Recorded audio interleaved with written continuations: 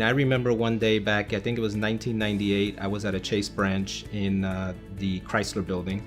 And, I was struggling at the time, and I would take money out of the ATM, $20 at a time, to make sure that I wouldn't overspend. And I put my card in, I asked for my $20, and I actually got $40. And that extra $20 could have gone a long ways, but I went into the branch and I gave back the $20. And they looked at me like, what do we do with this? They didn't even have a procedure for taking back the $20 because nobody had ever done that before. So to me, it's really about being honest, and no matter what the consequences, just telling the truth and treating people with respect, fairly, and honestly. And maybe it's part of my Christian values, but it's really generally just the way I was brought up.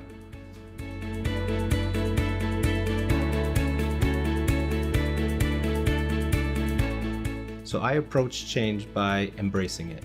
I think it's important that we recognize that change is going to happen with or without us. And the more that we embrace it, the more we can be part of that change and drive the direction of that change. So for instance, today, we just moved into a new building.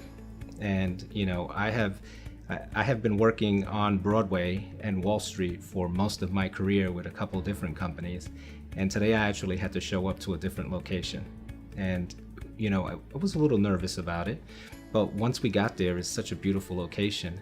You just embrace it and start, talking to people and seeing the excitement. It's just phenomenal.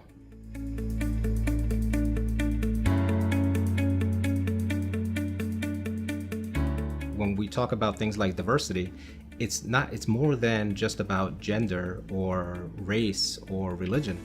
It's really about diversity of thought and how people bring different perspectives, because we all were brought up differently.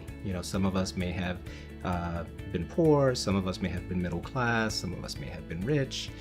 Either way, those upbringings, they create a different way of us solving problems, which I think creates a more optimal solution in the end.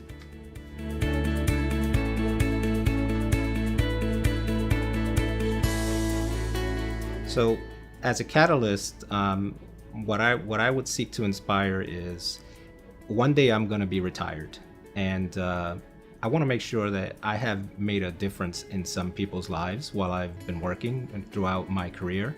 And I've made a point to bring other people along and to teach them some of the things that I have learned over the years.